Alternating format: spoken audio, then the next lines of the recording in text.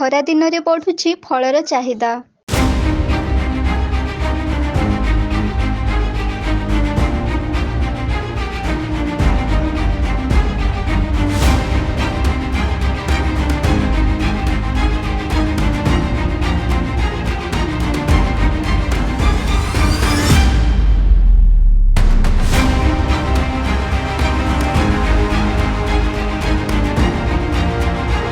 ଧୋ ଧୋ ଖରା ସୂର୍ଯ୍ୟଦେବଙ୍କ ନିଷ୍ଠୁରତାର ପ୍ରତିଛବି ଗ୍ରାସ କରିଛି କଅଁଳ ହୃଦୟର ମାଟି ଉପରେ।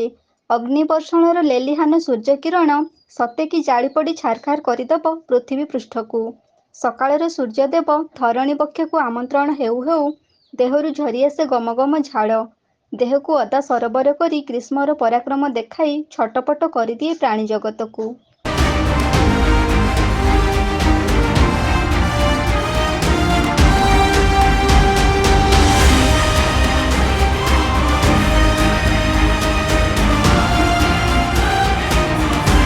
ଗ୍ରୀଷ୍ମର ପ୍ରଭାବ ଯେତିକି ବଢ଼ିବାରେ ଲାଗୁଛି, କେନ୍ଦୁଝର ସହରରେ ଦେଖାଦେଇଛି ଫଳର ଚାହିଦା ମଧ୍ୟ ସେତିକି ବଢ଼ିବାରେ ଲାଗିଛି। ମୁଖ୍ୟ ସହରର ରାସ୍ତା କଡ଼ରେ ଧାଡ଼ି ଧାଡ଼ି ହୋଇ ଲମ୍ବା ଲାଇନ୍ ଲାଗିଛି ଭିନ୍ନ ଭିନ୍ନ ଫଳର ପସରା। ଡହ ଡହ ଖରାକୁ ଖାତିର ନ କରି ଗ୍ରାହକମାନଙ୍କୁ ଫଳ ଯୋଗାଇବାରେ ଅବହେଳା କରିନାହାନ୍ତି ଫଳ ବେପାରୀ।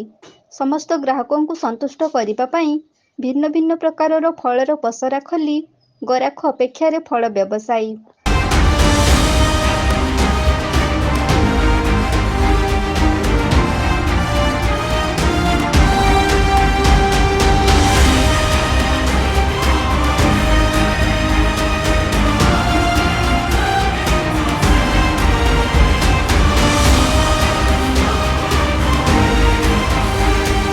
ପ୍ରଚଣ୍ଡ ରୁଦ୍ରତାପରେ ଡହଳ ବିକଳ ହେଉଥିବା ସମୟରେ ଭିନ୍ନ ଭିନ୍ନ ଫଳର ପସରା ଜନଜୀବନକୁ ଆଶ୍ୱସ୍ତି ଦେଇପାରୁଛି ଖରାଦିନିଆ ଫଳ।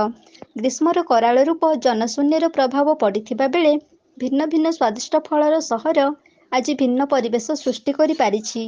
ଲୋକମାନଙ୍କ ମନପସନ୍ଦର ଫଳ କିଣି ଗ୍ରୀଷ୍ମର ପ୍ରକୋପରୁ ସୁଧାର ଆଣିବାରେ ସହାୟକ ହେଉଛି କେନ୍ଦୁଝର ସହରର ଗାଉଁଲି ଫଳର ସମ୍ଭାର।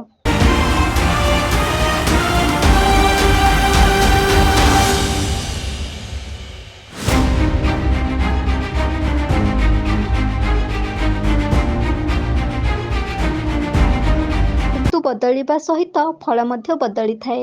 ଭିନ୍ନ ଭିନ୍ନ ଋତୁରେ ଭିନ୍ନ ଭିନ୍ନ ଫଳ ଫଳି ସବୁଜ ବନାନୀକୁ ସୌନ୍ଦର୍ଯ୍ୟ ବଢ଼ାଇଥାଏ।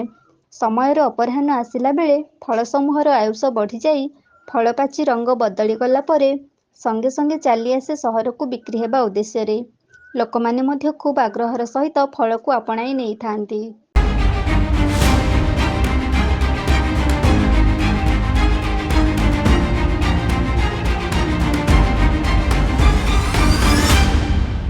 କେନ୍ଦୁଝରରୁ ବାସୁଦେବ ସିଂଙ୍କ ସହିତ ଦେବାନନ୍ଦ ମହାନ୍ତଙ୍କ ରିପୋର୍ଟ, ଏବି ନ୍ୟୁଜ୍।